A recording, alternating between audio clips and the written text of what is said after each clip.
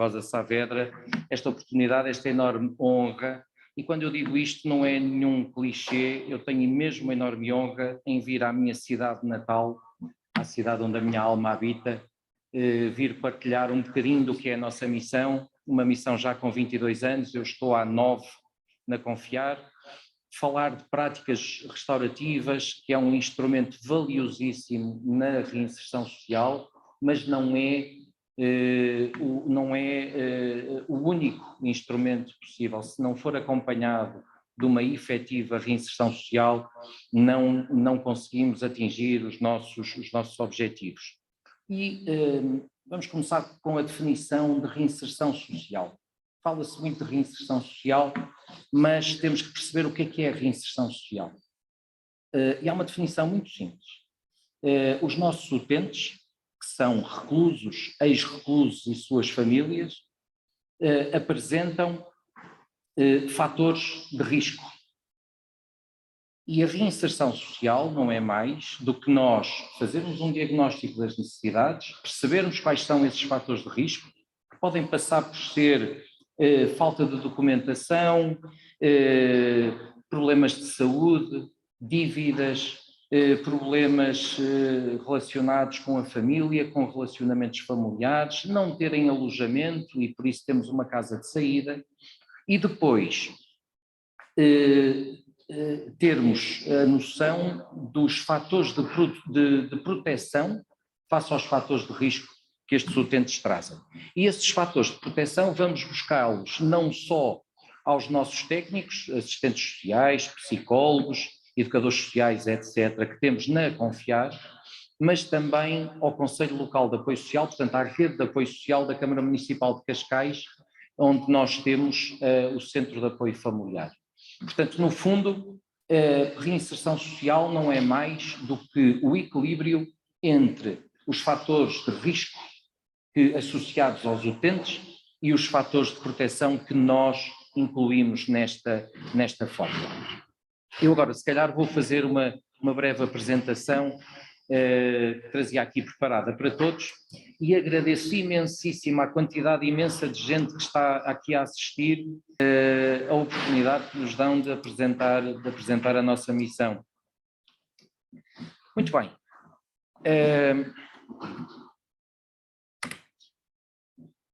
Estes são alguns dados que os alunos de criminologia, de certeza que têm muito mais apurados, mas nós temos na Europa cerca de 1,5 milhões de reclusos, as taxas de ocupação das prisões estão muito acima daquilo que deveria estar, tem havido um aumento associado do crime, nomeadamente com a pandemia, houve muito crime associado à era digital, à burla digital. Eu próprio, quem é que já não foi vítima de uma dessas burlas? Eu próprio já comprei uma coisa ou outra que nunca me chegou a casa, mas pronto. Mas acima de tudo, há uma coisa que nos preocupa imensíssimo, que é, temos cerca de 2 milhões de crianças com pelo menos um progenitor em regime de reclusão. Em Portugal, isto são dados da Children of Prisoners Europe.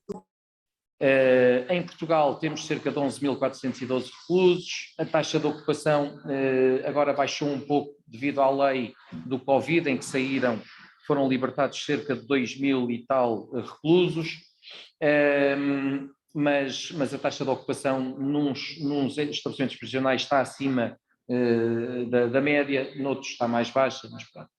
Depois, temos aqui dados que não são nacionais, são dados internacionais, que cerca de 75% dos ex-reclusos reincidem no crime, portanto não quebram o ciclo. E depois temos outro dado extremamente importante, e nós dia 2, aproveito já para fazer essa divulgação, dia 2 de junho vamos ter em Cascais uma conferência que depois também faremos tudo para todos os possíveis para estar também online, da Children of Prisoners Europe. E o que nos preocupa muito é que 70% dos filhos dos reclusos não quebram o ciclo de crime.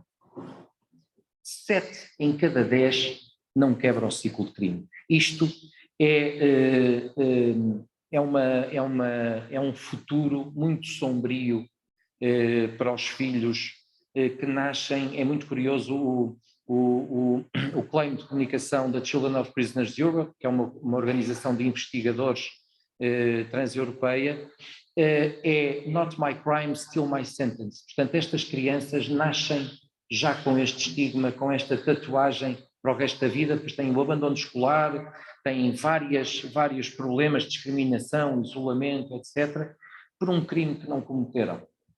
E depois, o grande objetivo desta conferência que vamos fazer é precisamente o Public Policies for the Future. Portanto, como é que nós vamos encarar o futuro destas crianças? O meu pai foi preso, ou a minha mãe, e agora? A quem é que eu recorro? O Estado apoia como? São este tipo de coisas que nós vamos ter, nessa conferência. Nós somos uma organização com mais de 20 anos, como tinha dito, associados ao apoio aos reclusos, ex-reclusos, às suas famílias e também às vítimas. Já vamos perceber de que forma é que nós temos essa ligação. E temos uma excelente relação com a APAV, com quem firmámos um protocolo a quando dos 20 anos da Confiar, que celebramos na Assembleia da República. Fomos recentemente distinguidos com o selo de boas práticas de intervenção social e somos membros da Children of Prisoners Europe, esta organização de investigação. Basicamente, como é que nós atuamos? Nós atuamos com os reclusos a 6 meses, 1 ano da sua saída. Portanto, temos o Gabinete de Apoio à Liberdade, onde as nossas técnicas os nossos técnicos lato sensu vão ao estabelecimento prisional, fazem o questionário das necessidades, portanto vão a 1, 2, 3, 4 visitas as que forem necessárias e depois preparam a saída do recluso. Há certas coisas que já são feitas pelos técnicos de reinserção dentro do estabelecimento prisional, nomeadamente o RSI, o Rendimento Social de Inserção, alguns preparam também os cartões de cidadão, mas depois reparem, o recluso que vê o seu cartão de cidadão caducar dentro do estabelecimento prisional, se pede a renovação, a morada que vai ficar associada ao seu cartão de cidadão é do estabelecimento prisional. Portanto, chega cá fora, vai ter que ter a intervenção da Confiar, que os ajudamos, as nossas assistentes sociais ajudam-nos a entrar com os códigos no site do IRN, para depois mudarem a morada. Depois temos, quando em liberdade, temos uma metodologia que assenta no plano de apoio à reinserção social. O que é que isto é? Desde que o recluso assina, isto é absolutamente em regime de voluntariado, de adesão voluntária, e, portanto, nós não obrigamos ninguém a passar por este crivo, mas todos os que querem ter o nosso apoio assinam este plano de apoio à reinserção social, ou seja, nós temos um cronograma muito bem definido com o tipo de apoio. Imaginem que eles precisam de renovar a dentição, estão com problemas de saúde oral gravíssimos, entra logo nas prioridades, um check-up de saúde, e depois os timings para que eles possam resolver os problemas de saúde oral. Caso não tenham alojamento, nós temos uma casa de saída que foi fornecida pela Câmara Municipal de Cascais, onde eles estão a fortalecer as asas para que mais tarde possam depois ingressar nos seus programas de trabalho, nos programas de formação, etc. Mas pelo menos, em vez de ficarem como sem-abrigo na rua, vão para a nossa casa, têm um tratamento digno, têm cama, mesa e roupa lavada e são apoiados pelos nossos técnicos de forma a ficarem mais fortalecidos. Temos exemplos gritantes, temos pessoas que chegaram muito debilitadas física e mentalmente, e pessoas sem família, que já não têm contacto com a família há 10 anos, 15 anos, 20 anos, e que passado 1 mês, 2, 3 de estarem connosco, dizem muito obrigado, eu agora até já estou mais gordinho, ou seja, sentem-se sentem-se mais fortes, mais física e mentalmente. Isto para nós vale ouro e agradecemos muito à Câmara de Cascais esta disponibilidade. Depois temos os programas de reinserção social, obviamente a justiça restaurativa, toda a nossa organização funciona com práticas restaurativas e depois temos vários workshops, nomeadamente de gestão financeira, tenho dinheiro e o que não fazer. Porque uma pessoa apanha-se com dinheiro, está há 10 anos ou 12 preso, apanha-se com dinheiro, tem um filho, se calhar gasta 100 euros num brinquedo elétrico para o miúdo e se calhar depois fica sem dinheiro para comer ou para outras coisas. Portanto, esta formação. Pois, em números, nós temos cerca de, neste momento, 56 utentes, estes dados são de outubro de 2021, já estamos agora a fazer esta mensurabilidade. Esta mensurabilidade é importantíssima e por isso agradeço estar aqui na Escola de Criminologia da FEDUP, porque estes números têm que ser, o nosso output tem que ser mensurável para que seja avaliado e valorizado. Se nós não somos avaliados nem valorizados, não vale a pena trabalharmos porque é um sorvedor de dinheiro.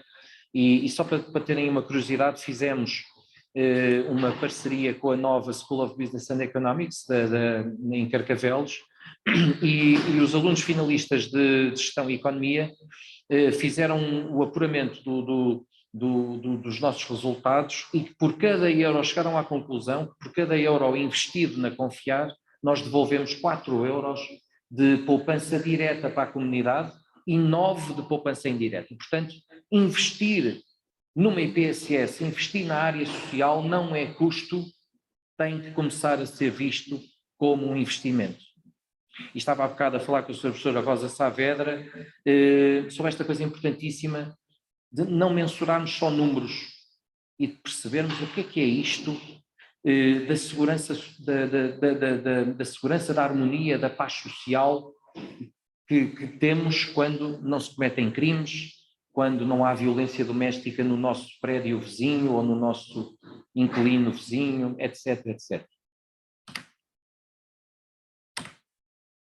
Depois, eu não queria entrar muito aqui na justiça restaurativa porque a doutora Sónia Moreira Reis, melhor do que ninguém, vai-nos falar de exemplos práticos que temos assumido, mas basicamente a justiça restaurativa permite-nos juntar vítimas e ofensores, não de crimes idênticos, portanto nós não fazemos com crimes diretos e basicamente permite-nos que o ofensor tome consciência de que há um ser humano do lado de lá, seja num carjacking, seja num roubo, seja num assalto, seja no que for, há um ser humano do lado de lá. E, portanto, quando temos uma vítima de um crime idêntico que toma consciência também de que o agressor também é um ser humano, que ele próprio também foi vítima de maus tratos, foi vítima de pais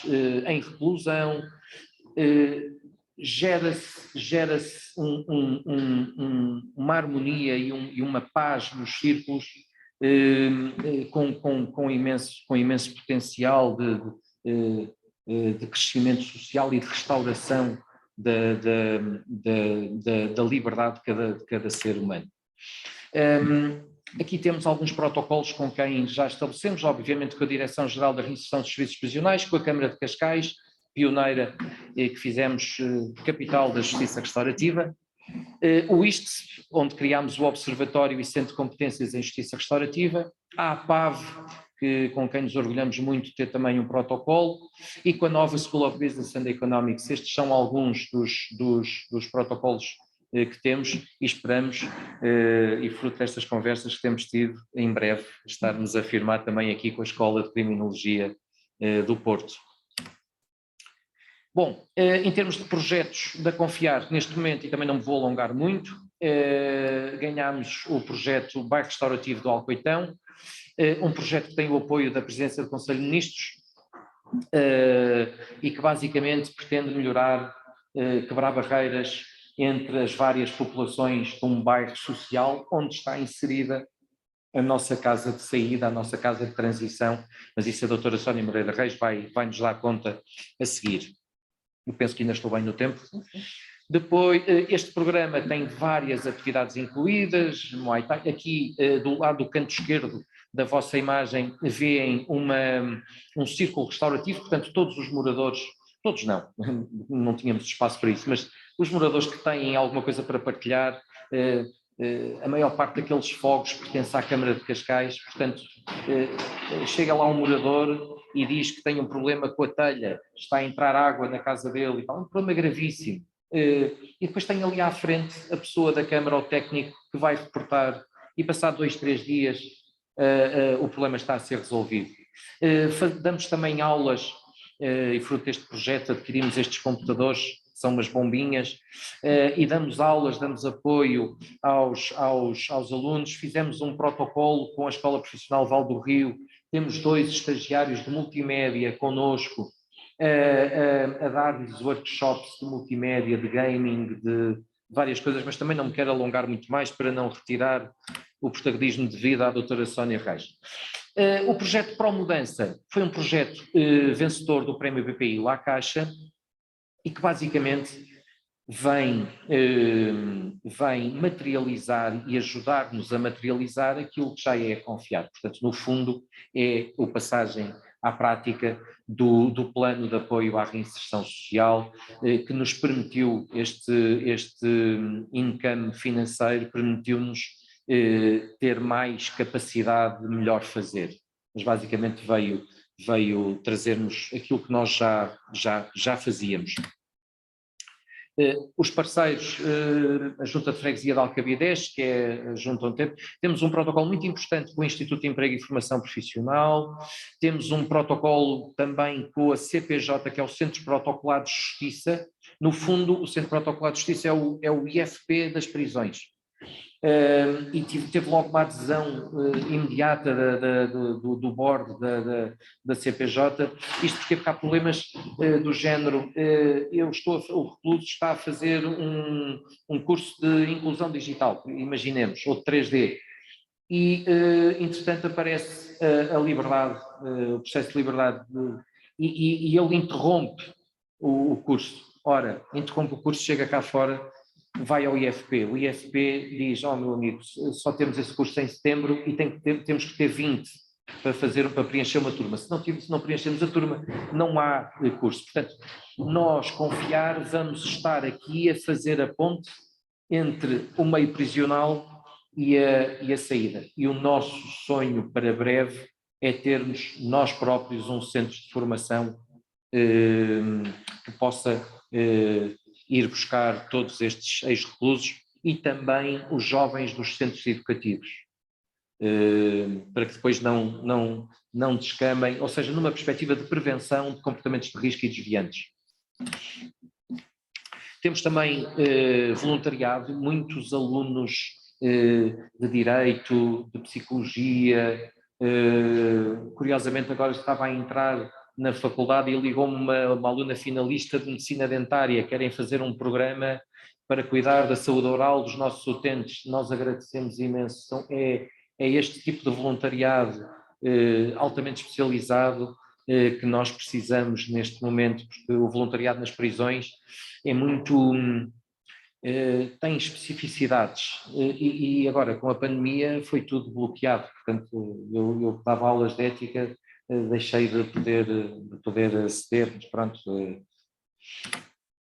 E pronto, basicamente não queria acabar sem vos apresentar, e muito rapidamente, sem vos apresentar um projeto maravilhoso que estamos agora a concorrer para o Lidl, para o programa Mais Ajuda do Lidl, em que em 600 organizações estamos no top 20, portanto estamos a preparar os últimos pitches para podermos chegar ao top 10 e convidaria o meu querido amigo Francisco Ribeiro Ferreira, que é um empreendedor e um empresário há 30 anos e que nos vem falar muito rapidamente do que é este projeto e de que forma a reinserção social pode ganhar com empresários e com empreendedores que estão apostados em ter gente a quem dá uma segunda oportunidade.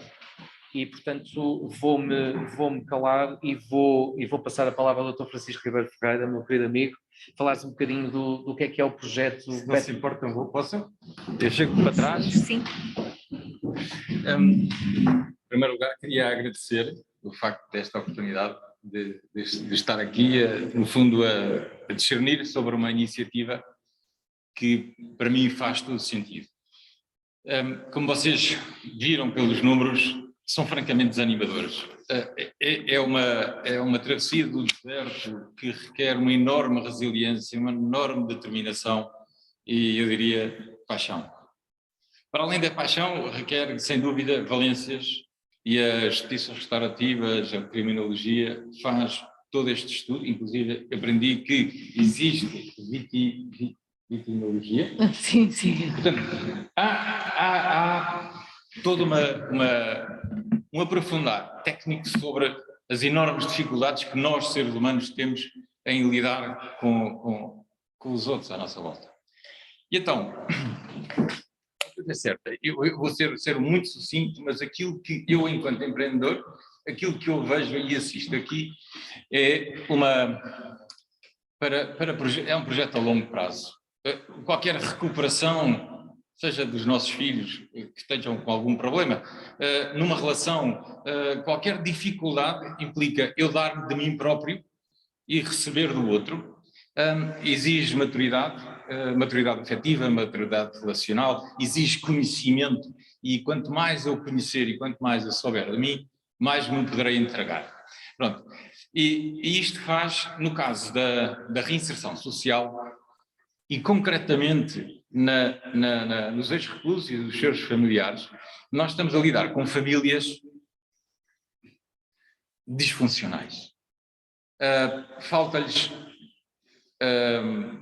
valores, falta-lhes estabilidade, falta-lhes exemplos, e portanto eles no fundo crescem um bocadinho como, não diria ervas daninhas, mas plantas selvagens, crescem um bocadinho à procura do sol, e há aqui uma enorme instabilidade. Pronto. O conseguirmos dar estabilidade a estas pessoas, ou nestas circunstâncias, a estas famílias que começam logo à partida com um enorme déficit, requer tempo, muito tempo. É um trabalho geracional, ou seja, começa na geração dos pais, que estão mais cristalizados. Portanto, a intervenção neles, ou fazeres a mudança do paradigma, do clique, é mais complicado. Estamos cristalizados.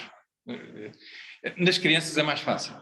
Portanto, mas seja como for, portanto, as intervenções feitas ao nível de adultos e ao nível das crianças são metodologias diferentes, com resultados mais demorados ou mais rápidos, mas seja como for, este trabalho, este empreendimento social, muitas das vezes é iniciado e mantido por IPSS que não têm sustentabilidade financeira e que, no fundo, têm que aguardar, têm que esperar, têm que pedir, têm que esperar apoios. E, por outro lado, temos empresas que têm um foco muito claro na sustentabilidade financeira e muitas das vezes somos um bocadinho egoístas e estas empresas instalam-se no estatuto do lucro, ou seja, o que interessa é o lucro e um bocadinho a qualquer custo. E eu basicamente vou tentar afetar positivamente o meu círculo mais direto e aquele que não é me direto nem me é nada, eu ganho algum distanciamento, eventualmente dou algumas caridade. Portanto, existe aqui um desequilíbrio, ou seja, estes fazem por um bem maior, mas não têm condições, deste lado temos as condições, mas não temos a sensibilidade para o bem maior, e aquilo que nós acreditamos, a mim o que me fascina é a sustentabilidade. E então, enquanto empreendedor, tenho dedicado bastante tempo por esta sensibilidade que foi despertada, e se calhar porque alguma semente que me foi deixada pelos meus pais, pela sorte, pelo ambiente, pelas pessoas que fui conhecendo ao longo da vida. E então, a mim faz sentido, aliás, penso que não serei o único, mas faz sentido que, porque não juntarmos às empresas a sensibilidade social? Ou seja, porque é que elas têm que só pensar no mero lucro? E então começámos a pensar, bom, ok, para iniciativas de longo prazo precisamos de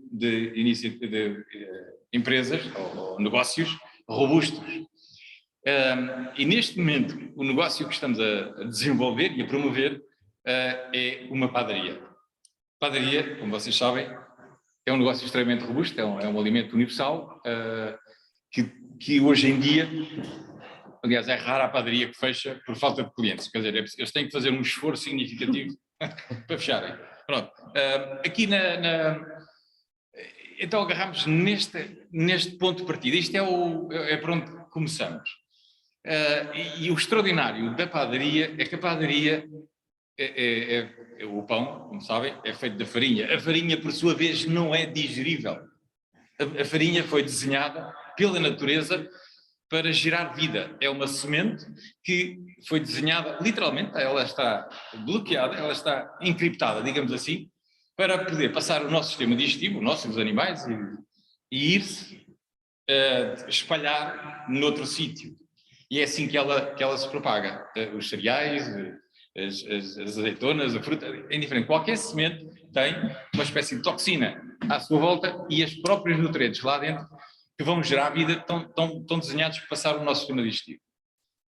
Como é que a gente consegue resolver, como é que a humanidade conseguiu fazer com que isto fosse um pão comestível?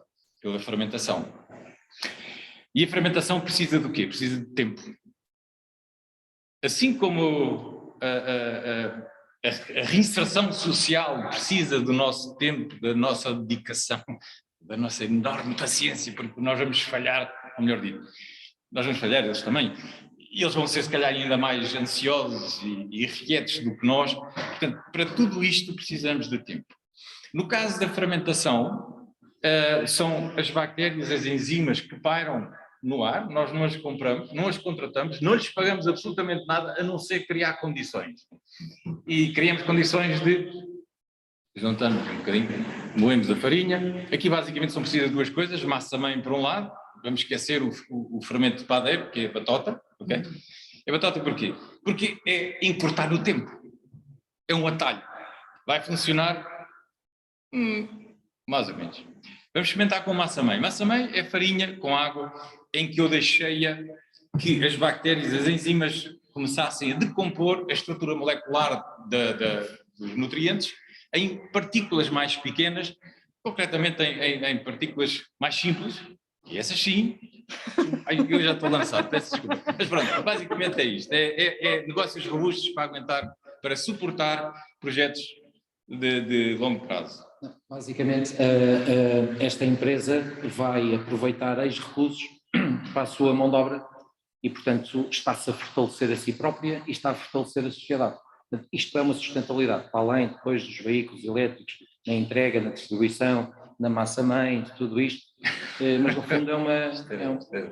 Dava pano para mangas. Dava pano para mangas, mas pronto. Desculpa. E agora temos a doutora Sónia Moreira Reis à nossa espera. Fez um excelente resumo deste projeto. Obrigado pela partilha, Dr. Francisco. Sim. Obrigado, Francisco. Obrigada pela partilha. É sempre importante nós também vermos na prática algum deste investimento social e comunitário neste tipo de trabalho. Eu vou passar a palavra à doutora Sónia Moreira Reis. A doutora Sónia é coordenadora executiva da Confiar, é doutoranda em Direito da Faculdade de Direito da Universidade de Lisboa, assistente convidada nessa instituição, é investigadora no Centro de Políticas Públicas do Instituto Superior de Ciências Sociais e Políticas da Universidade de Lisboa.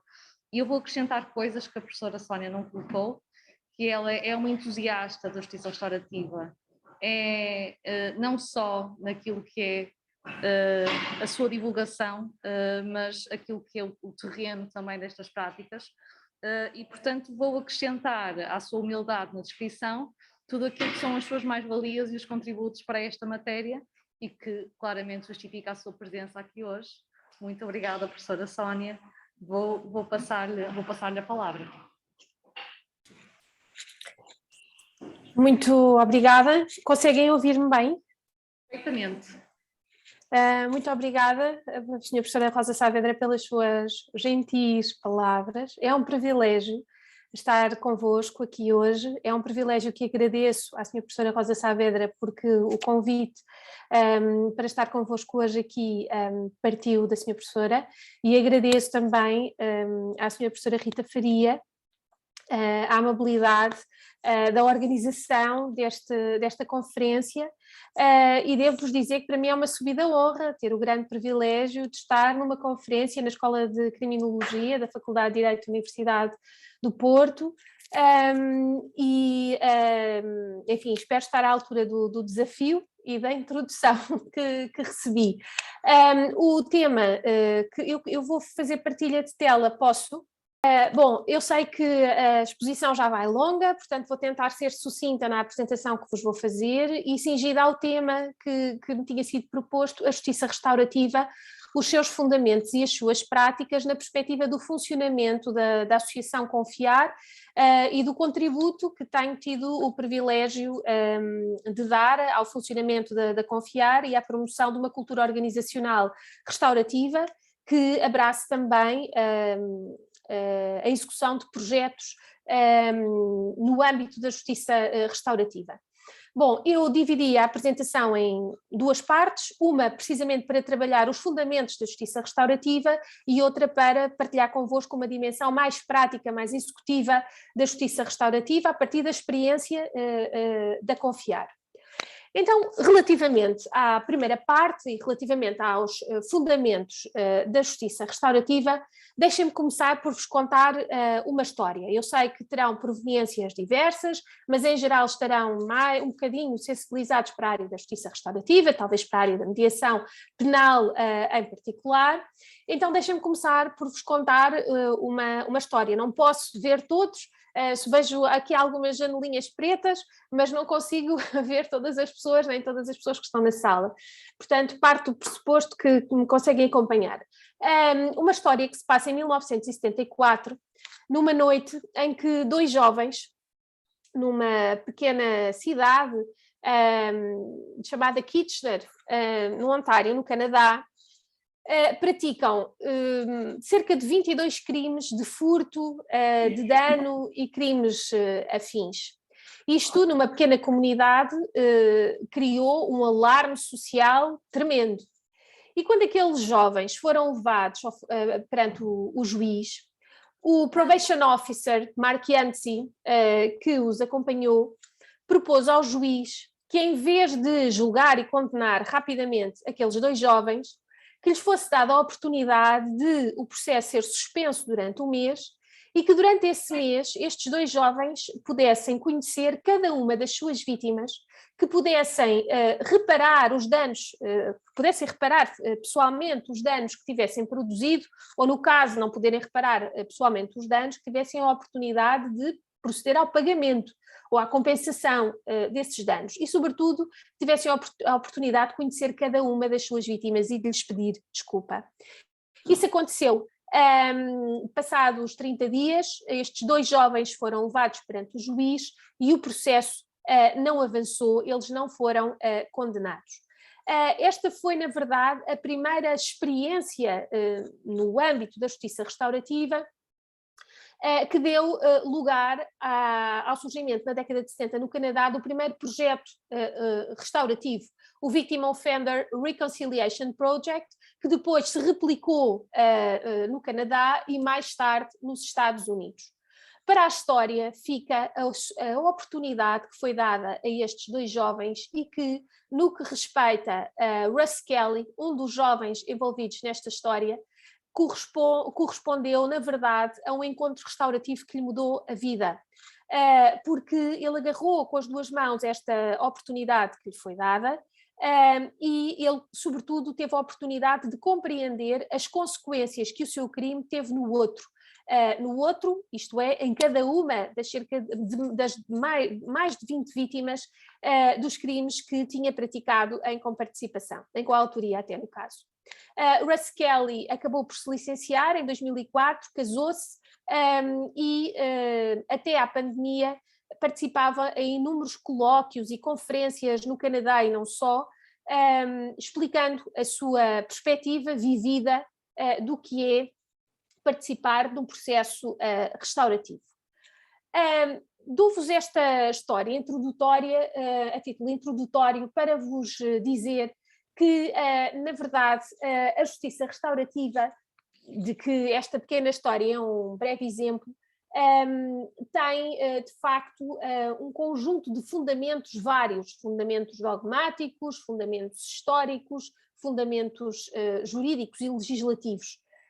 No final dos anos 60, porque estamos na Escola de Criminologia, é importante ter isto presente, no final dos anos 60, a criminologia crítica e a criminologia radical dirigiam já duras críticas ao sistema de justiça tal como ele existia e ao seu sistema de labeling, ao seu sistema de rotulagem que, para estas construções, estaria ao serviço dos ricos e dos poderosos.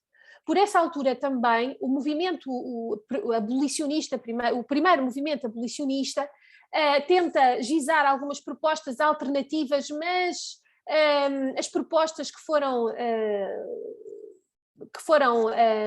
trazidas à luz eram pouco credíveis e não foram muito seguidas. Mas isto fez com que se começasse a refletir sobre a necessidade de fazer nascer uma forma de realização de justiça que pudesse dar resposta às reais necessidades dos verdadeiros intervenientes no crime e na cena do crime. Se na década de 60 o movimento abolicionista tem um primeiro fôlego, na década de 70, sobretudo com a construção de Niles Christie, e com a ideia de que o conflito que está na base do crime deveria ser devolvido aos seus verdadeiros proprietários, nomeadamente à vítima e ao ofensor, ganha fôlego, e Niles Christie, a par de outros autores, como Lord Waldegrave, etc., os autores do movimento abolicionista do norte da Europa, de facto começam a perspectivar um modelo radical de justiça restaurativa que fosse um modelo radical ou um modelo maximalista de justiça restaurativa que fosse capaz de fazer implodir o sistema de justiça tradicional, fazendo surgir no seu lugar um sistema de justiça diferente, vocacionado para as vítimas e capaz de lhes dar voz e que representasse, na verdade, um sistema alternativo. Mas, logo em meados da década de 80, houve também uma outra construção muito interessante do professor John Brightwhite, que desenvolveu o modelo da vergonha reintegrativa. Este modelo da vergonha reintegrativa assenta na lógica da teoria republicana da criminologia, com base na qual é necessário criar uma pirâmide regulatória que permita construir diferentes níveis de intervenção e como forma de reação aos comportamentos desviantes primeiro e ao crime depois, que permita, na verdade, a intervenção da comunidade. E nesse contexto, John Brightwhite não só teorizou, como aplicou na Austrália e não só, modelos ou projetos de justiça restaurativa com a utilização das chamadas conferências restaurativas, muito inspiradas pelas tradições culturais e religiosas dos aborígenes da Austrália, dos Maori, da Nova Zelândia. Quer isto dizer, e sem, enfim, gostaria muito de poder desenvolver mais ainda, mas depois perco a oportunidade de apresentar os projetos, mas quer isto dizer que, do ponto de vista dos fundamentos da justiça restaurativa, há aqui, de facto, a influência de correntes várias da criminologia que levam ao surgimento de algo novo, da minha perspectiva, que será a justiça restaurativa, que se começa a autoafirmar como uma linha criminológica autonomizável, mas cujo surgimento e sedimentação pode ser construído a partir da preocupação que a vitimologia tem quanto ao recentrar o sistema de justiça na vítima, dando resposta às necessidades da vítima que o sistema tradicional de justiça não conseguiria dar. Os estudos feministas do direito também, a partir de meados da década de 60 do século XX, enfim, há ondas várias, mas esse é particularmente importante porque tenta substituir um modelo formal e adversarial masculino de realização de justiça por um modelo mais feminino e mais mediador, em que a mediação enquanto tal reentraria como forma de realização de justiça. As tradições culturais e religiosas dos índios do norte da América e dos aborígenes e ainda dos Maori, da Austrália e da Nova Zelândia, que têm práticas ancestrais em que se promovem círculos, conferências, em que quem prevarica tem a oportunidade de contar a sua versão da história, mas tem mais do que isso a oportunidade de assumir a sua responsabilidade perante a sua comunidade. O movimento abolicionista do norte da Europa teve aqui no contexto europeu também uma importância muito grande e hoje chegamos a um ponto em que a justiça restaurativa é perspectivada como um verdadeiro movimento, já com dimensão social e até política nos Estados Unidos, em que se tenta, na verdade, encontrar uma forma diferente de realizar justiça, em sentido técnico-jurídico rigoroso, mas também uma forma diferente de alcançar a justiça social. E é sobre essas diferentes dimensões que vos quero falar. Falar de fundamentos de justiça restaurativa exige também que se fale da Organização das Nações Unidas e desta resolução do seu Conselho Económico e Social, que pela primeira vez nos ofereceu uma definição de justiça. Não é a minha definição preferida, porque associa a definição de justiça restaurativa a um processo, e eu diria que a justiça restaurativa é muito mais do que apenas mediação, ou apenas conferencing, ou apenas círculos restaurativos ou círculos de sentença, por exemplo, mas o que fica para a história é que nesta definição nós percebemos quem são os verdadeiros atores desta forma de realização de justiça. A vítima, o ofensor e, quando apropriado, também outros indivíduos ou membros da comunidade que tenham sido afetados pela prática do crime. E o que acontece é que, em conjunto, decidem participar num processo que os ajuda a lidar com os efeitos do crime e, nesse processo, são auxiliados por um terceiro imparcial, seja um mediador, seja o facilitador, por exemplo.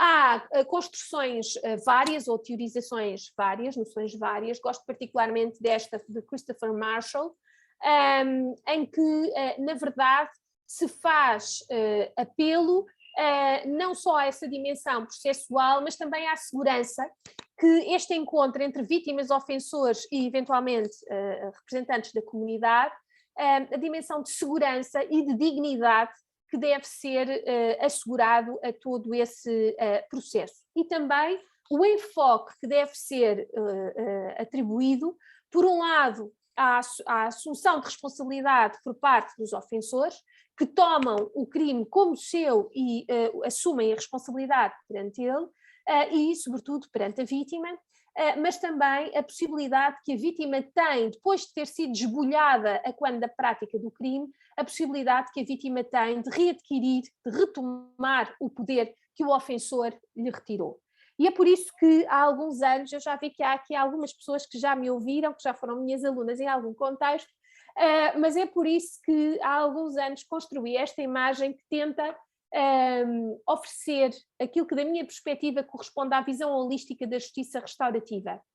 A justiça restaurativa assenta em três agentes fundamentais: a vítima, o ofensor e a comunidade, que de forma participada, portanto na primeira pessoa e não mediante representação de advogado, embora o advogado possa, e da minha perspectiva deva, acompanhar e até participar no processo restaurativo, vão dialogar sobre os factos, o passado, o crime, o que aconteceu, o seu impacto no presente, portanto as consequências que ainda perduram na vítima e focado também no futuro e na necessidade de reparação.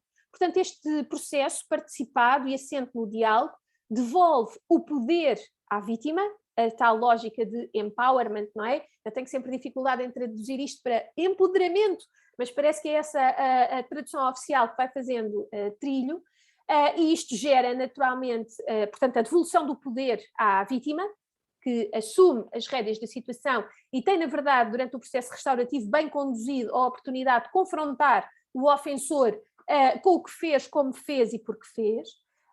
E isto gera naturalmente responsabilização do lado do ofensor. A assunção de responsabilidade é de facto aquilo que se pretende que aconteça num processo restaurativo, motivo pelo qual não basta juntar vítimas e ofensores dentro de uma sala e esperar que a vítima aconteça, e esperar que a magia aconteça. Na verdade, um processo restaurativo tem muito tempo de preparação, com sessões individuais com a vítima, com o ofensor, eventualmente até com a comunidade, precisamente para preparar este encontro e perceber se o que motiva a participação no processo restaurativo corresponde, na verdade, a motivos idóneos, por um lado, e, por outro lado, se consegue, assim, dar resposta às necessidades e responder também às expectativas da vítima, que em caso algum pode ter as suas expectativas frustradas, e é por isso que devem ser,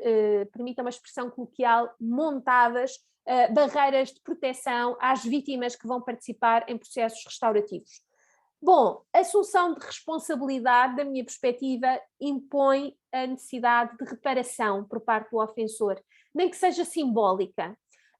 Reparação através de um pedido de desculpas, por exemplo. E como é que se consegue reparar, por exemplo, através de um pedido de desculpas ou de um pagamento de uma indemnização, ou, por exemplo, já houve casos em que a vítima o que queria, a vítima de um crime de furto, o que queria era que o ofensor, que era toxicodependente, participasse num processo de desintoxicação, por exemplo. Portanto, na verdade, há aqui muitas formas de reparar para além daquela que imediatamente pensamos que é o pagamento de uma indemnização, mas como é que essa reparação acontece? Bom, é preciso perceber como é que a vítima também gostaria de ser reparada, e para isso é necessário participar num processo, através do diálogo. A reparação gera de novo a devolução do poder à vítima de que foi esbulhada quando da prática do crime, e gera responsabilização do lado do ofensor. No fundo, esta é uma imagem composta por diferentes componentes, mas que traduzem esta lógica de movimento contínuo que tentei aqui espelhar. Não demorando muito mais, mas não poderia deixar de referir também que, do ponto de vista dos fundamentos da justiça restaurativa, há aqui um passo gigante que é dado quando instâncias internacionais começam a formalizar e a dar corpo a um conjunto de regras relacionadas com a justiça restaurativa. A decisão quadro, peço desculpa porque saltei aqui algumas coisas.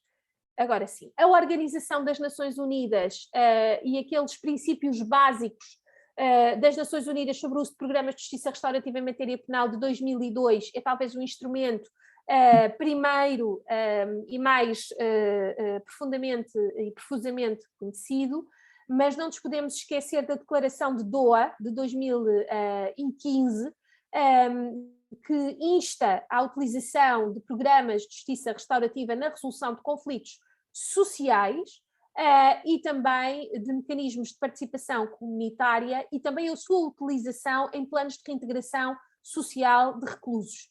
Também as regras mínimas das Nações Unidas para o tratamento de reclusos, as chamadas regras Nelson Mandela, têm, na regra 38 em particular, menção à necessidade de fazer uso da mediação, aqui uma prática restaurativa em especial, da mediação para prevenir infrações disciplinares e resolver conflitos em contexto prisional, e também apela à formação do staff prisional, ou sugere a formação do staff prisional em justiça restaurativa.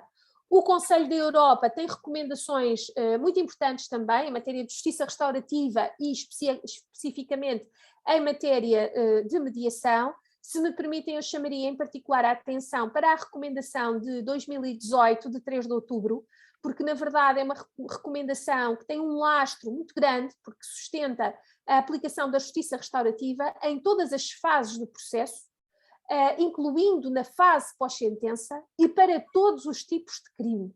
No fundo, o que se está aqui a dizer é que em vez de um regime exclusivamente alternativo, como, enfim, ainda entre nós temos de forma quase maioritária, já vou falar disso, é possível também conceber um modelo que seja simultaneamente alternativo para a pequena criminalidade, mas também complementar quanto a toda a criminalidade. Já vou concretizar um pouco mais isso. Por fim, a Declaração de Veneza sobre o papel da justiça restaurativa em matéria penal, que é muito recente, é de 14 de dezembro de 2021, vem dar aqui uma orientação que não posso deixar de partilhar, por me parecer absolutamente relevante no contexto em que estamos. É que sustenta a Declaração de Veneza que deve ser ministrada, imaginem, formação em justiça restaurativa no contexto académico, não só a juristas, mas também a profissionais de outras áreas que tenham intervenção no quadro do sistema de justiça. A Escola de Criminologia, de facto, está a fazer o seu trabalho e está à frente do seu tempo em matéria de cumprimento da Declaração de Veneza. Nos quadros da União Europeia, há 2 instrumentos que são muito importantes: a decisão quadro de 2001 relativa ao Estatuto da Vítima em Processo Penal e, mais recentemente, a Diretiva dos Direitos das Vítimas da União Europeia de 2012, que no artigo 12 estipula que os Estados-membros devem esforçar por criar serviços de justiça restaurativa. Dito isto, e para passar, antes de passar ao segundo ponto, queria-vos dizer o seguinte: esta decisão quadro do Conselho da União Europeia é absolutamente crucial, é a candeia que explica, pelo menos parte do nosso regime jurídico interno. Na verdade, a lei que criou o regime de mediação penal em cumprimento precisamente deste artigo 10º da decisão quadro de 2001, a Lei 21/2007 de 12 de junho, seguiu esta orientação da decisão quadro e formalizou aquilo que me parece ser um modelo de justiça restaurativa alternativo. Isto é,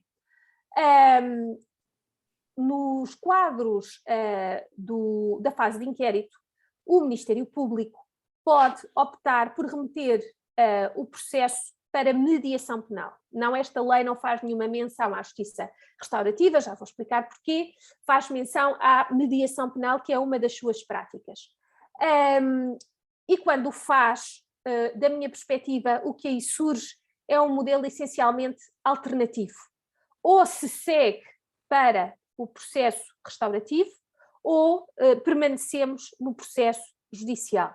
Significa isto, portanto, que esta solução de alternatividade vai restrita à pequena criminalidade, essencialmente. Se formos espremer bem, se me permitem a expressão, o leque de crimes que pode ser aqui aplicado, de facto, é muito reduzido, e é inspirador que, na verdade, esta lei tenha, na verdade, surgido depois de um projeto que nasceu precisamente no Porto. O projeto do Porto que pela primeira vez estabeleceu a mediação penal para a pequena criminalidade.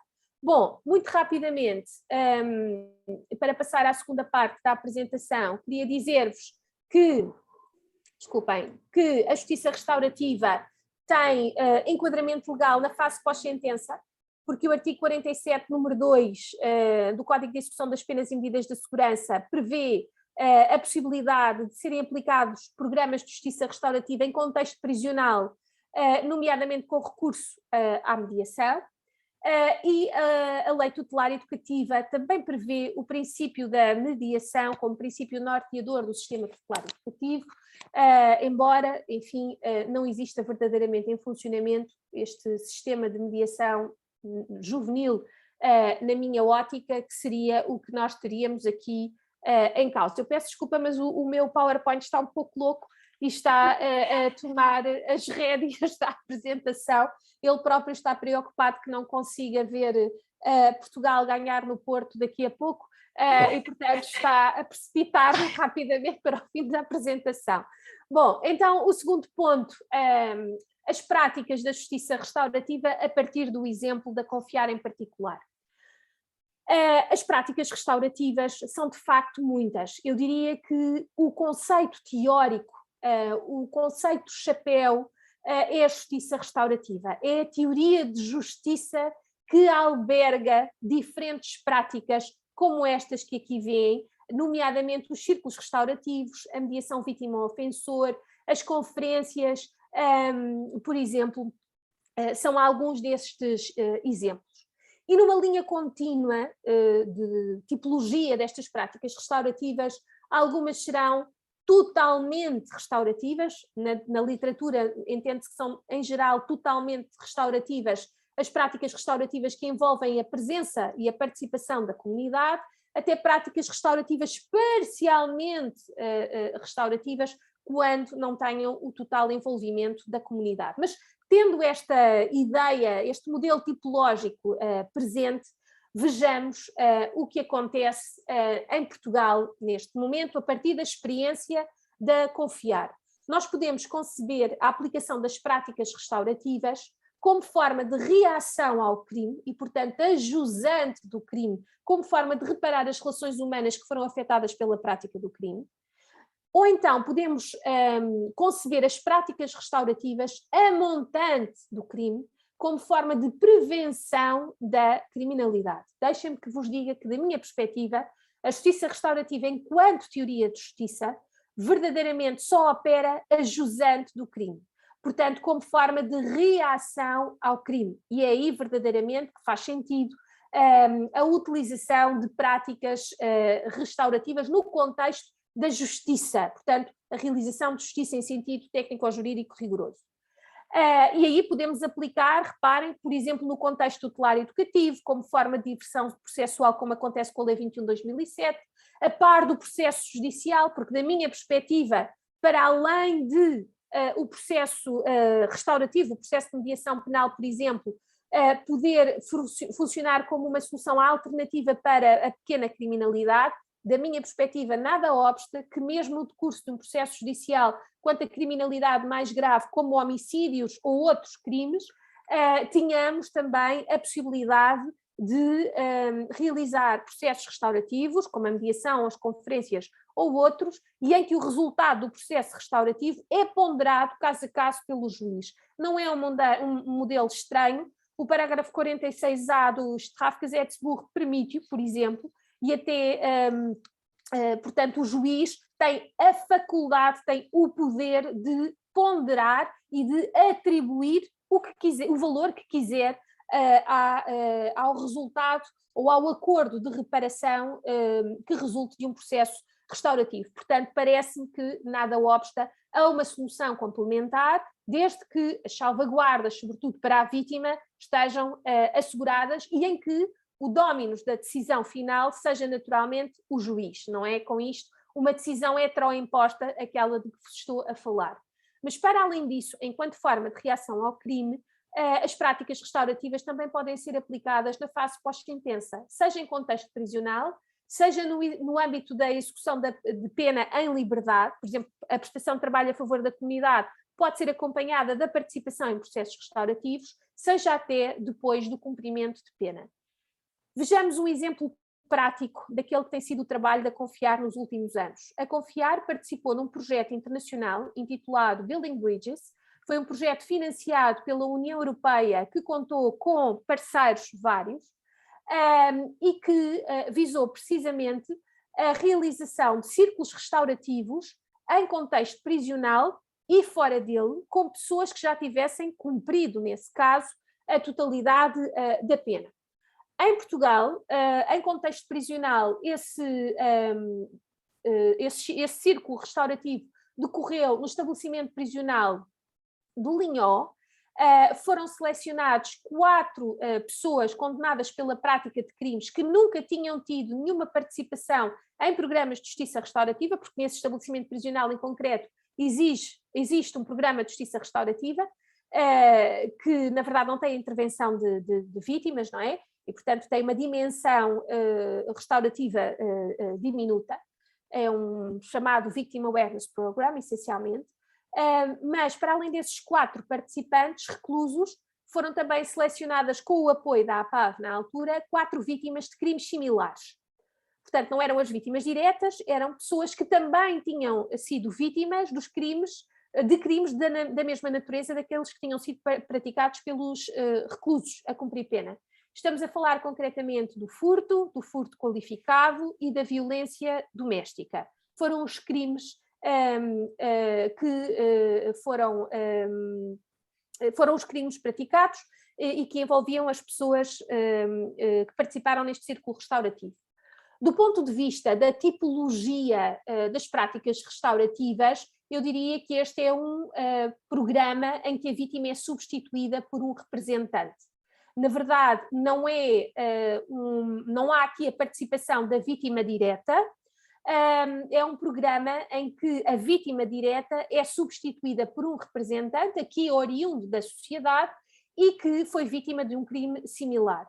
Este projeto, devo-vos dizer, que correu particularmente bem, porque, na verdade, os ofensores conseguiram criar empatia com as vítimas, porque conseguiram perceber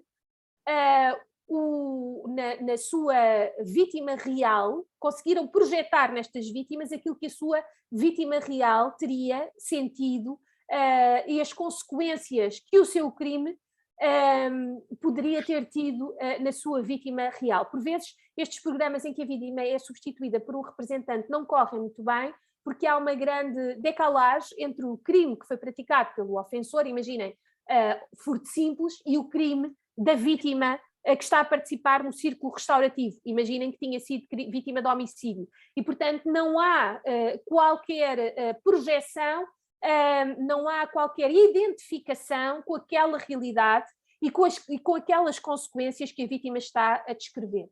Neste caso, houve este rigor, houve este trabalho de selecionar vítimas de crimes similares. Seguiu-se a metodologia Sycamore Tree Project, desenvolvida pela Prison Fellowship International.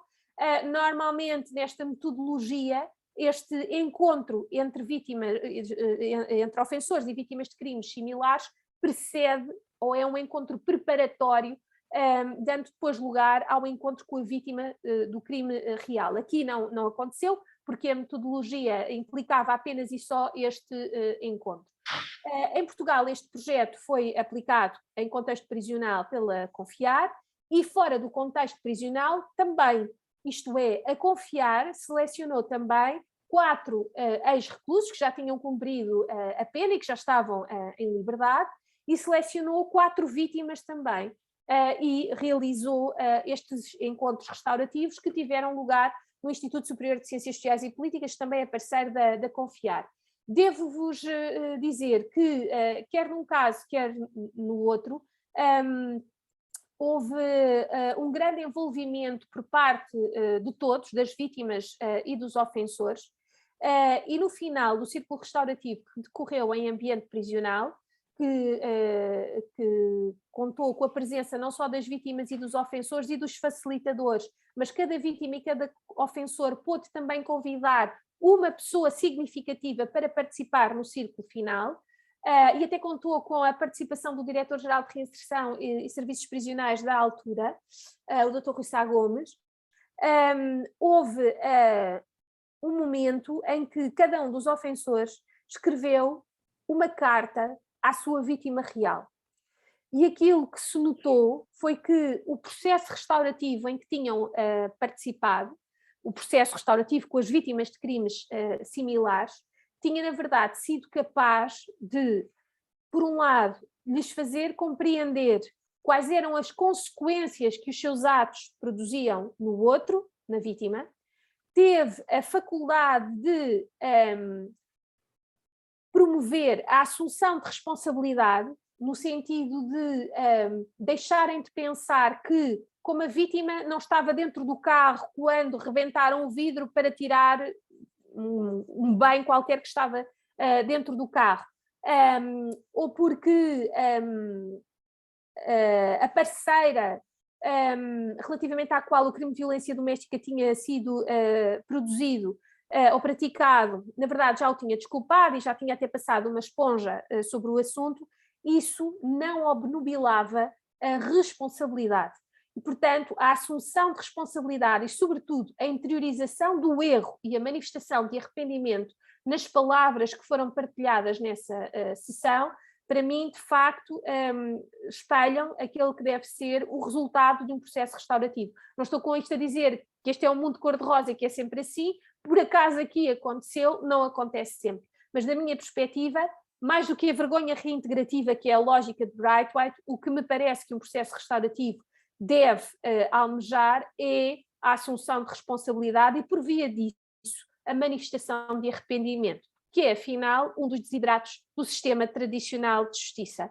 Basta olhar para a letra do artigo 72 do Código Penal e ver como o arrependimento, a manifestação de arrependimento é ponderada pelo juiz na determinação da medida concreta da pena. Pois eis um veículo para promover esse arrependimento que é visado pelo sistema de justiça e que nem sempre é interiorizado ou compreendido pelo agente. Por fim, estou quase a libertar-vos, por fim, as práticas restaurativas também podem ser utilizadas a montante do crime como forma de prevenção da criminalidade. Da minha perspectiva, já não estamos no campo da justiça restaurativa em sentido técnico rigoroso, da minha perspectiva estamos no campo da justiça social e aí, de facto, as práticas e os princípios restaurativos podem ser uma mais-valia. Há exemplos dados no contexto escolar, no contexto organizacional, no contexto familiar e também na comunidade. O exemplo que vos trago de um projeto da Confiar é precisamente um projeto de aplicação de práticas restaurativas na comunidade. É o projeto Bairro Restaurativo de Alcoitão, que o Sr. Presidente da Confiar, Dr. Luís Galhardini Graça, há pouco já adiantou. É um projeto que foi pensado no contexto do movimento Restorative Cities, cidades restaurativas, que está aqui em desenvolvimento no plano europeu, e em que se pretende criar cidades em que os processos colaborativos e o diálogo entre vizinhos e entre os membros da comunidade seja promovido. Em Portugal tentou-se gizar um programa, ou um projeto, que fosse capaz de dar início a este movimento numa base micro, concretamente num pequeno bairro, o bairro de Alcoitão, onde está situada a casa de saída da Confiar. Houve uma linha de financiamento da Presidência do Conselho de Ministros no âmbito do programa Bairros Saudáveis, que disponibilizou uma verba de 50 mil euros para projetos vários de intervenção direta na comunidade. Ora, o que este projeto visa, com os parceiros Câmara Municipal de Cascais, Junta de Freguesia de Alcabidez, Escola Profissional Val do Rio, Ludoteca Torre Guia, que é uma associação que tem biblioteca neste bairro com atividades várias, e com a Associação de Moradores do bairro de Alcoitão, o que nós tentámos fazer foi diagnosticar localmente, com o apoio da Associação de Moradores do bairro de Alcoitão, quais eram as necessidades daquela comunidade, que tem uma taxa de criminalidade bastante elevada e em que há uma taxa de absentismo e de abandono escolar muito acentuada, sobretudo a partir do 9º ano de escolaridade. O objetivo deste projeto foi então criar um modelo de intervenção que apelasse a esta lógica colaborativa do movimento Restorative Cities, ao mesmo tempo que influía positivamente na comunidade. Para isso, o que se fez? Gizou-se um modelo de intervenção que assenta no desenvolvimento de 14 atividades nucleares. Estas 14 atividades têm uma dimensão de intervenção social muito acentuada, porque visam precisamente intervir na comunidade, em particular junto dos mais jovens, em idade escolar, promovendo apoio ao estudo, atividades lúdicas como hip-hop, muay thai, capoeira e outras atividades, passeios durante as interrupções letivas e também atividades dirigidas simultaneamente à camada mais jovem e à camada sénior da população, como, por exemplo, a inclusão digital. Estas atividades, antes de serem lançadas, foram antecedidas de um programa de formação intensivo em justiça restaurativa e em práticas restaurativas, isto é, a ideia foi explicar qual é a candeia, qual é o fio condutor que inspira, que informa todo o projeto. E esse fio condutor são naturalmente as práticas restaurativas e os princípios restaurativos. Nesse sentido, os parceiros deste projeto, os colaboradores da Confiar e todos os voluntários do projeto foram convidados a participar, a passear também um bocadinho, mas a participar numa ação de formação que durou 2 dias. E dentro dessa formação foram desenvolvidas estratégias para utilizar as práticas restaurativas nas diferentes atividades que iriam ser desenvolvidas pelos monitores envolvidos no projeto. Então, o projeto tem todos os meses círculos restaurativos na comunidade, isto é, todos os meses sentamos-nos, ora na rua, como nestas imagens que estão a ver, ora em espaços fechados, normalmente na sede da Associação de Moradores, que é aquela casinha pequenina que ali vem na imagem, e promovemos o diálogo sobre temas vários, envolvendo a participação da comunidade. Portanto, antes do círculo restaurativo é fixada a informação em todos os prédios sobre o círculo restaurativo e qual vai ser o seu tema.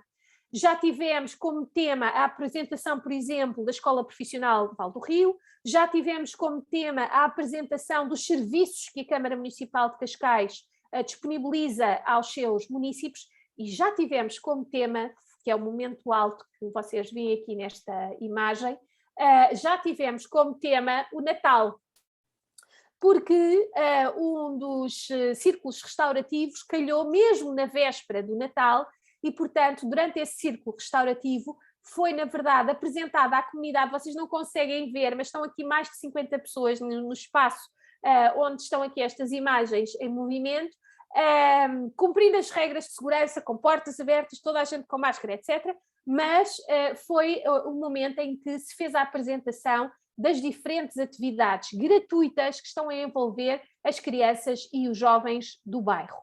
As atividades são várias, aqui podem ver o Muay Thai, temos aqui também o Hip Hop, temos o apoio ao estudo e todas as crianças podem participar em todas estas atividades gratuitamente.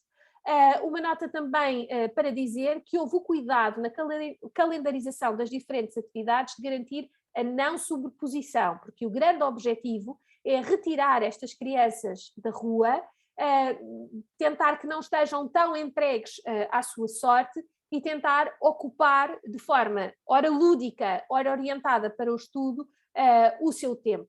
Durante as interrupções letivas, algumas das atividades permanecem, vão agora ser, por exemplo, desenvolvidos workshops vários de gaming e outros para os ocupar, mas também são organizados passeios com o apoio da Câmara Municipal de Cascais. Já foram ao bairro dos Museus, já foram ao Parque dos Poetas, já foram à Quinta do Pisão e agora estão a ser preparados os 2 passeios que vão decorrer durante a interrupção letiva.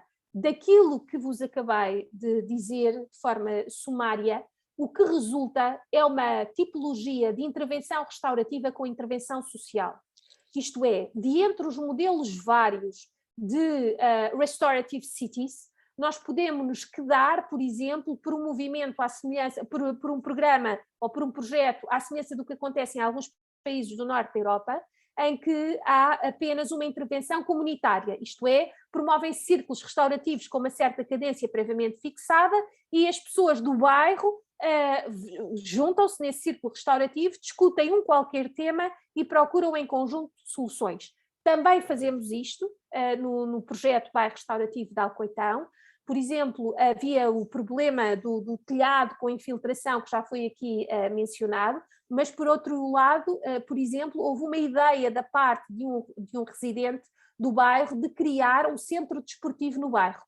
E então foi levada essa ideia ao círculo restaurativo, onde estão também a participar os representantes das entidades parceiras e juntos estão a construir, procurando o espaço, os financiamentos, etc., para construir este centro de desporto.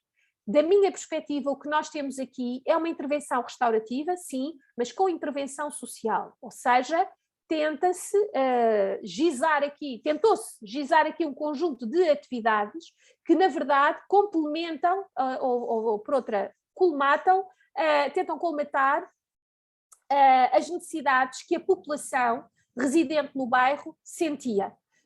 E este modelo de intervenção restaurativa com intervenção social é raro. Existe agora em Portugal através da Confiar, existe também a Itália, mas são poucos os exemplos que existem nesta matéria. Assim, eu sei que no Porto a senhora professora Elizabeth Pinto da Costa também tem um projeto internacional neste contexto, mas creio ser ligeiramente diferente e creio não ter esta dimensão de intervenção social. E eram estes os exemplos que queria partilhar. Muito obrigada a todos pelo vosso tempo e por me ouvirem para além da hora que tinha sido estipulada. Muito obrigada. Obrigada, professora Sónia, pela partilha. Estamos um bocadinho além da hora, mas nós também tínhamos dito que a conferência não tinha um início previsto, mas não tinha uma hora fixa para o seu encerramento e, portanto, eu deixaria ainda espaço para algumas questões que quisessem colocar. Os que estão aqui na sala podem me colocar diretamente, os que estão online podem fazê-lo via bate-papo ou pedir a palavra para poderem falar.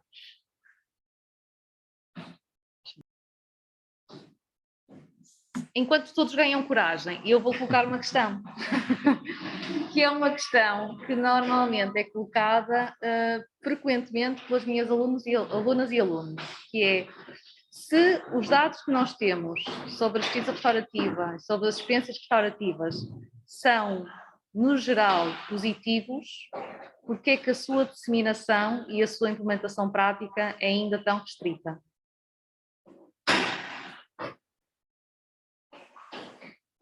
É para mim a pergunta? É sim, professora Sónia. Obrigada. The million dollar question, não é? Eu própria também estou sempre a ouvir essa pergunta.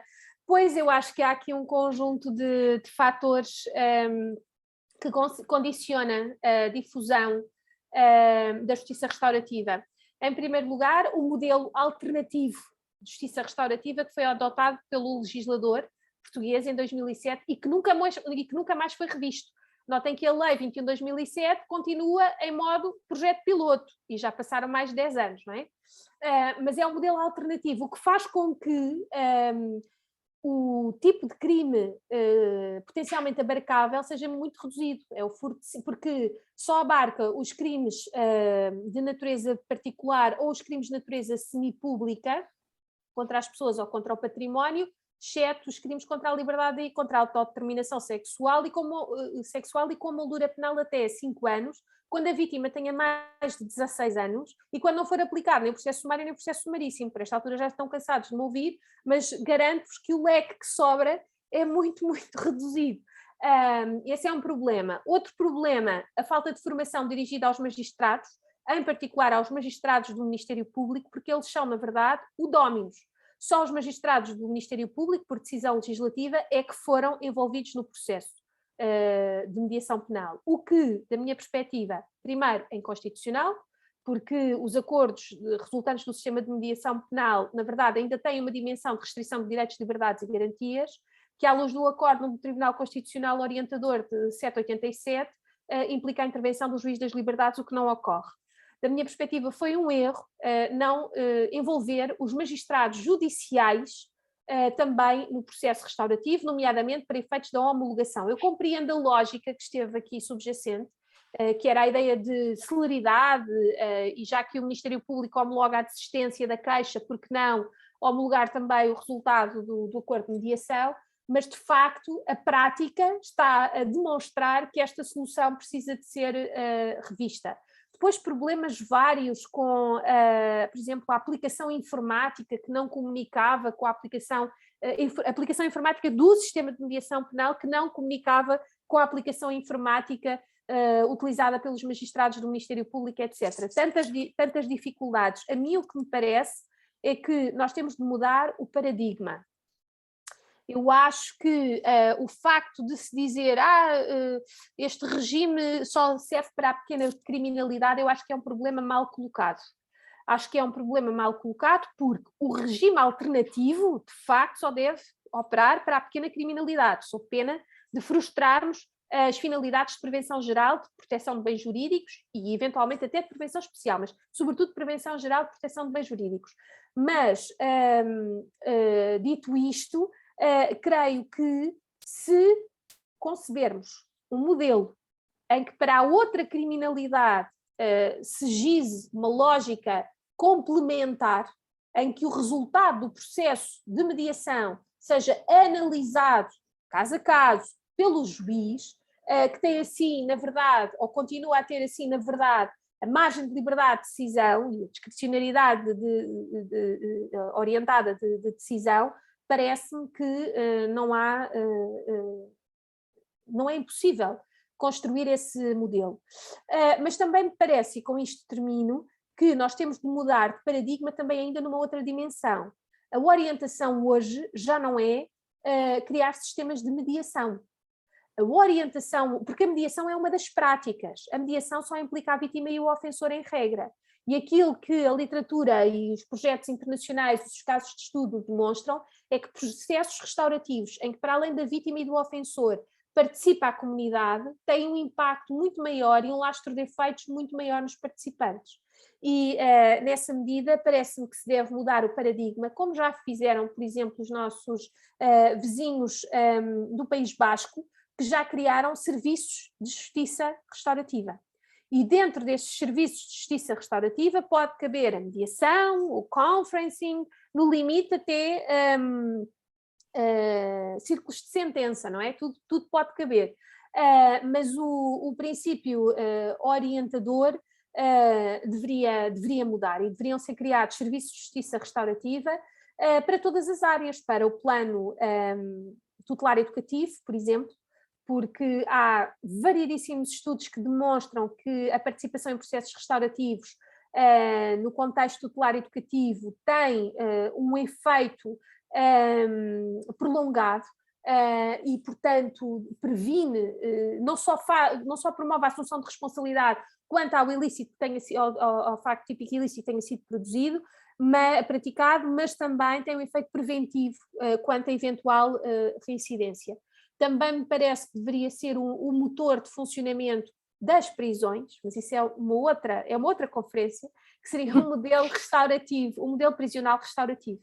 Ainda não perdi a esperança de ver um estabelecimento prisional a funcionar de forma restaurativa. Os programas de justiça restaurativa já existem em ambiente prisional, mas, por exemplo, a aplicação do artigo, creio que é 101 ou 104 do Código de Execução das Penas e Medidas Privativas da Liberdade, que permite processos de mediação em vez de processos disciplinares, que eu saiba, até ao momento terá uma total ausência de aplicação. Portanto, acho que era preciso construir um novo modelo. Como agora temos uma nova Ministra da Justiça, temos até um Secretário de Estado, o Dr. Jorge Costa, que é um entusiasta da mediação, magistrado do Ministério Público, é um entusiasta da mediação, pode ser que, e da Justiça Restaurativa e profundo conhecedor, pode ser que o paradigma mude. Vamos ver. Muito obrigada, professora Sónia. Há aqui um aspecto que eu penso que reúne todas as pessoas que estão aqui nestas salas, tem a ver com o interesse, curiosidade, motivação para ver a justiça restaurativa disseminada e expandida. E agora eu dirigi a última questão ao professor Luís Graça e perguntava para quando é que nós temos o trabalho de confiar, que neste momento está muito circunscrito a uma zona geográfica muito específica, para quando alargado a outras zonas do país. Excelente pergunta, isso está no nosso plano estratégico.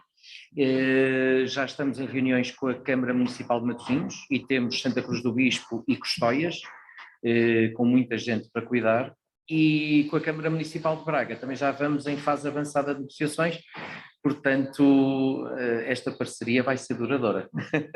Para além de Lisboa, obviamente a capital, fomos agora recebidos pela assessora da senhora vereadora, e em princípio também abriremos na capital, visto que só estamos em Cascais até agora. Excelentes notícias e o objetivo é que nós continuemos. O objetivo desta conferência era conversar e colocar a justiça, novamente, a justiça restaurativa na conversa e na reflexão sobre estas temáticas. Vamos continuar a fazê-lo com estes parceiros e com outros. Agradecia muito a vossa disponibilidade e o facto de terem tido tempo para poder partilhar, tempo e vontade para partilhar a vossa experiência connosco. Aos que estiveram connosco e que ainda são bastante resistentes, muito obrigada pela vossa participação. A sessão ficou gravada e, portanto, vamos considerar este testemunho um repositório do CJS para aqueles que não puderam estar presentes e aqueles que, obviamente, quiserem rever estas apresentações. Muito obrigada aos três, na verdade, o Dr. Francisco também participou connosco e até breve.